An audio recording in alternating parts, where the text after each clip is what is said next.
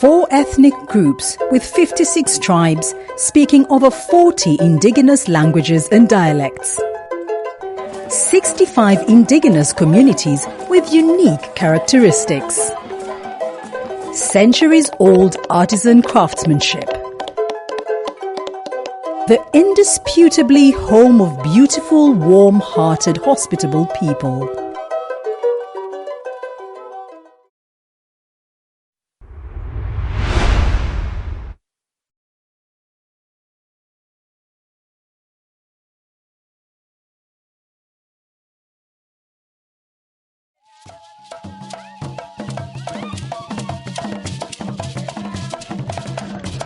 A coronation ceremony of a modern-day king of Baganda.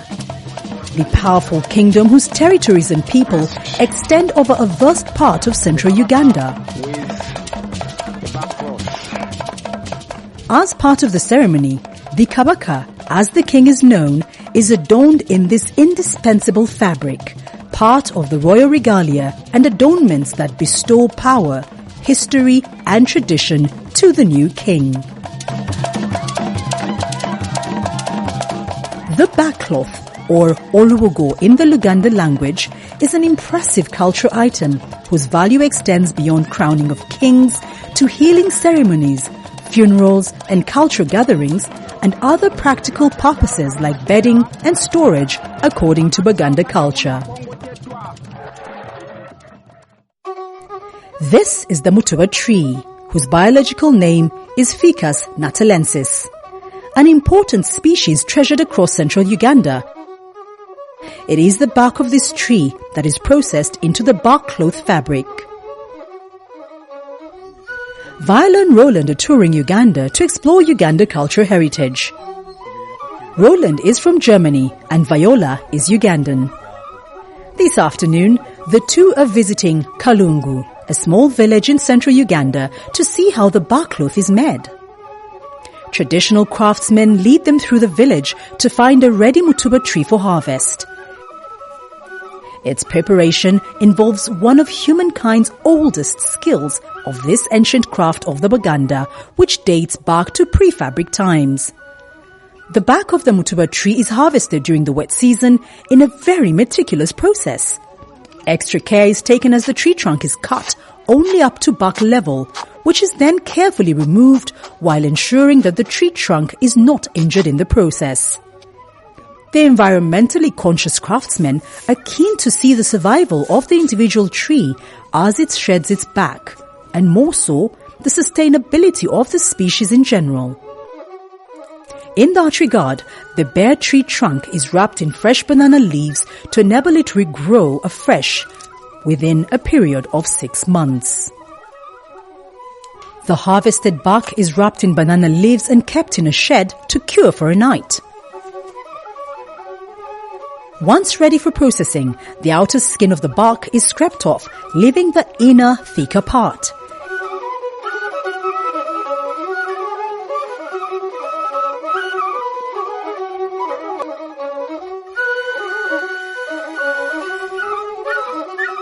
It is subsequently spread out on a log and wooden mallets are used to flatten it.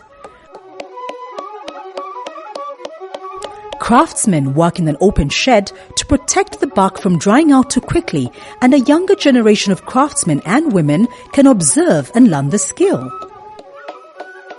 An enthusiastic culture tourist has an opportunity to immerse himself or herself in the bark cloth making craft of the Baganda. Roland and Viola get a chance to participate in this intricate process. The intricate process expands what was initially a small bark into a wide fabric and gives it a soft and fine texture and color. The finished bark cloth fabric is eventually spread out in the sun to dry.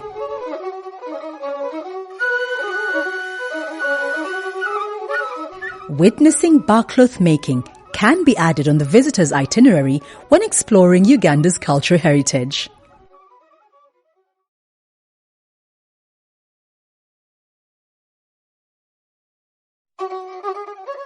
the East African highland cooking banana, locally known as Matoke, a staple food for many people in Uganda. It is also a delicacy for close to 30 million people within the Great Lakes region of East Africa. Unlike in many parts of the world where bananas are consumed after ripening, in many communities here in the Eastern Africa region, Matoke is harvested and eaten when it is still green. Its preparation among the Baganda of central Uganda is an intricate process which can be an exciting cultural tourism experience. Both banana leaves and fibers play a crucial part in Matoke preparation. Along with the Matoke bunch, a few leaves are also harvested. The harvested green banana is taken to the courtyard where the elaborate preparation begins.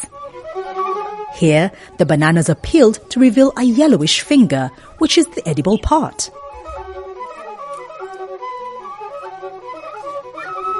This stage is completed with the fingers being well wrapped in banana leaves and the bundle tied with banana fibers. They are subsequently cooked in a pot over wood fire, a perfect way to preserve its nutritional values, which keeps it healthy.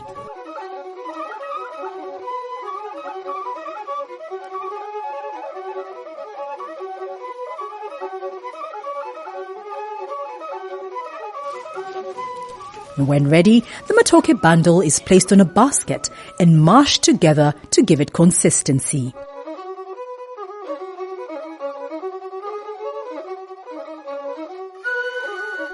It is placed back on the fire.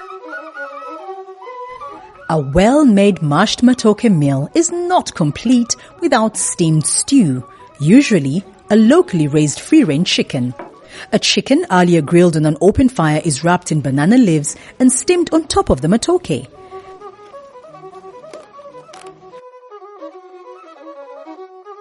This is often complemented with another favorite sauce, steamed ground nuts.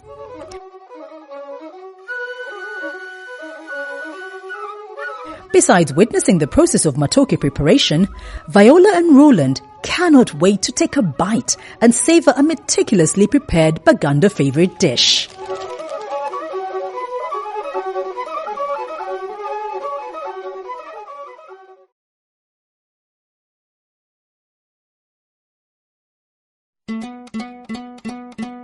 It is late evening at a farm in Nyabushozi, western Uganda.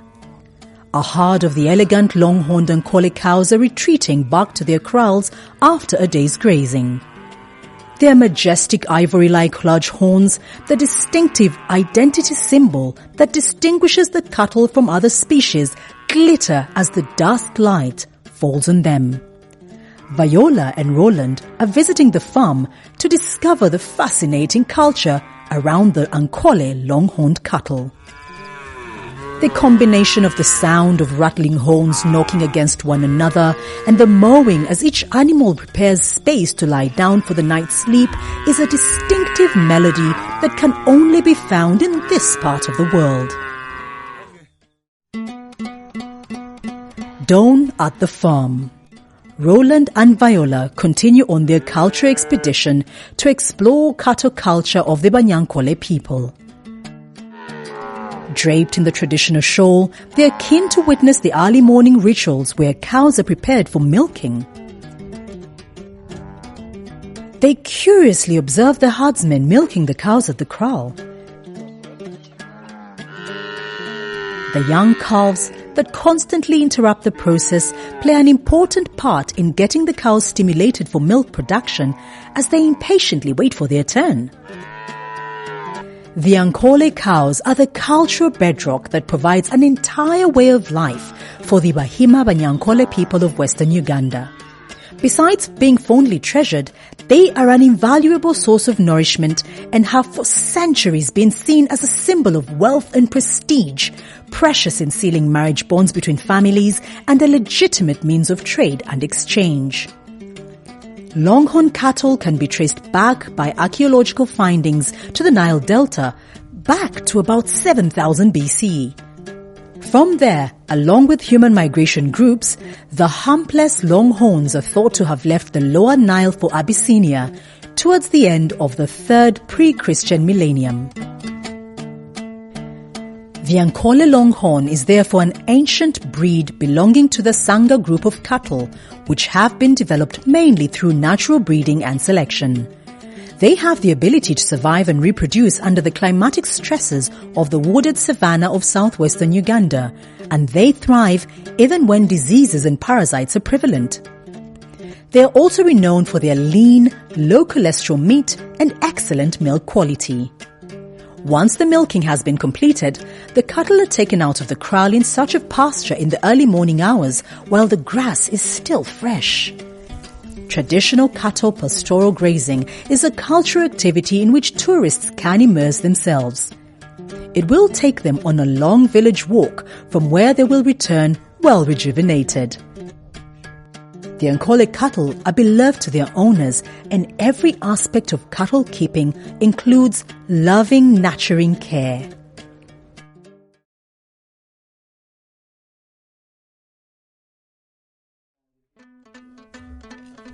Traditional cream making, or Eshabwe, is another Banyankole cultural ritual which tourists are invited to engage in. Roland and Viola are invited to watch how this traditional skill is practiced by Banyankole women in a special room adorned with milk goods, or ebyanzi. Eshabwe is a Banyankole delicacy which is often served on important family events. It is made with ghee from a selected cow with excellent milk quality for ghee making.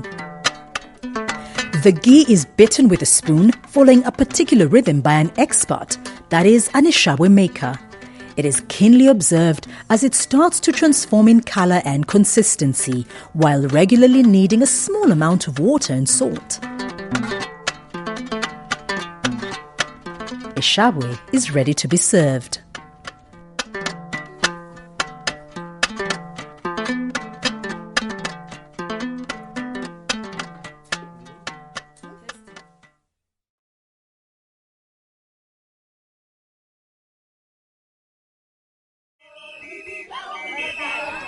Karamoja, a region to the remote northeastern Uganda bordering South Sudan and Kenya. It is a world apart in terms of culture and landscape, with steep escarpments straight out of fiction. It is inhabited by Karamojong people together with other 7 sub-nomadic pastoral tribes and clans who traverse the vast area with their animals. Due to the decades of isolation and their strong beliefs, the Karamojong people have been able to maintain their ancestral cultural heritage with cultural customs dating back to thousands of years. The Karamojong are known for their love of cattle, and more so, their resistance to the trappings of modern civilization. The cattle are mainly kept for milk and blood, which are mainly for consumption. Due to the shortage of the pastures, they are forced to move their livestock to the neighboring districts in search of water and pasture for their animals. A bird's-eye view of a Karamojong village known as Manyata, meaning an enclosed residential area. They are traditional homesteads that are surrounded by sharp thorns and with small entry points for people and a larger entry point for cattle. One Manyata has multiple families and a communal space for the animals. The Karamojong villages are situated next to Kidepo Valley National Park. Therefore, the travellers visiting the game park will also have an opportunity to visit the Karamojong Manyatas and explore their culture, their traditional way of life, and also their history. They will showcase their traditional dances performed by the ladies. They have distinctive beauty ideals like scarification on the body and faces, usage of colourful beads, the iconic blankets, and their traditional dances show traits which set them apart from other tribes in Uganda.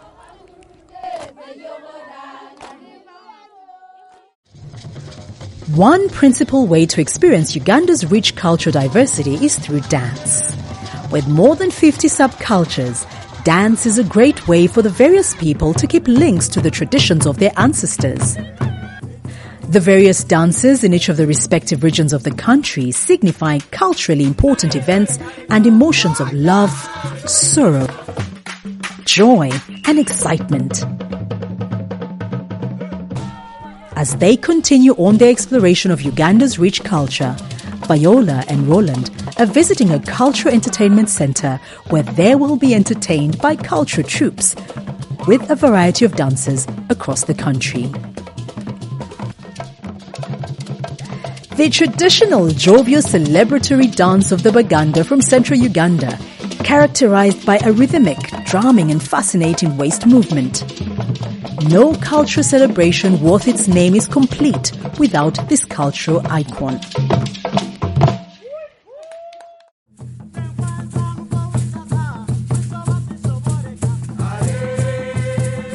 Echitagururu, the dance of the Banyankole from western Uganda, is an amalgamation of storytelling, poetry and music in a blend that celebrates the cattle culture.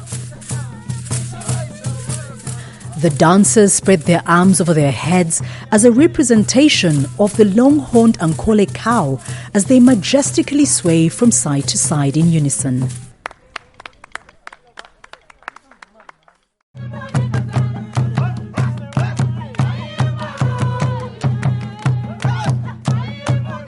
When in the scenic hilly region of southwestern Uganda, you will enjoy the energetic ground-stomping dance of the Bachiga. The dance is an expression of energy and good health, depicted through spirited lips and rhythmic footwork as the dancer lands back on the ground. The Chizino dance, which is accompanied by hand clapping and drumming, is a celebration of hard work and a good harvest.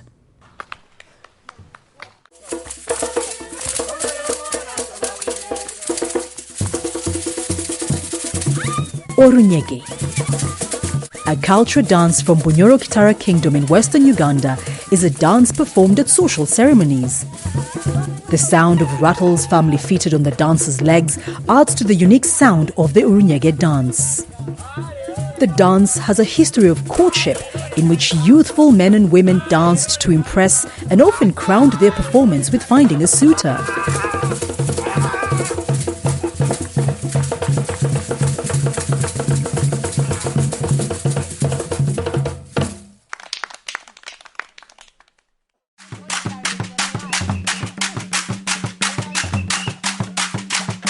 La Raka Raka, also known as Lamokwang, is perhaps the oldest and most joyous dance of the Acholi people of northern Uganda. It is a socializing dance that was originally most favored by maturing boys and girls. The rhythm and dance in a face-to-face lineup gives eye contact for young dancers to observe and appraise the skills of each other's performances. The raka sound of wires as they hit the calabash provide the sound to which the dancers perform. This courtship dance granted young men the opportunity to demonstrate their dancing prowess and physical vigor in the hope of securing a marriage partner.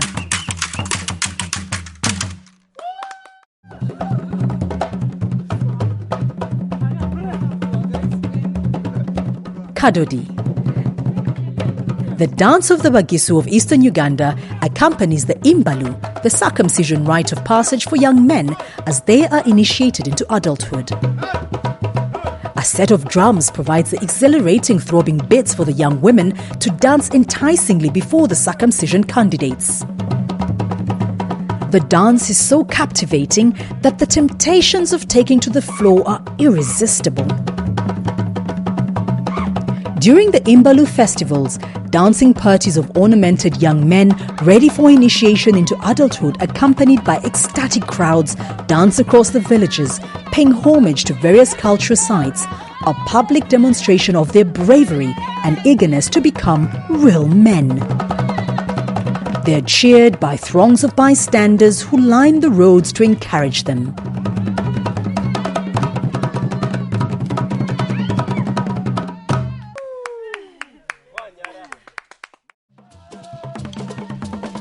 Indeed, from the well-preserved Baganda cultures in the south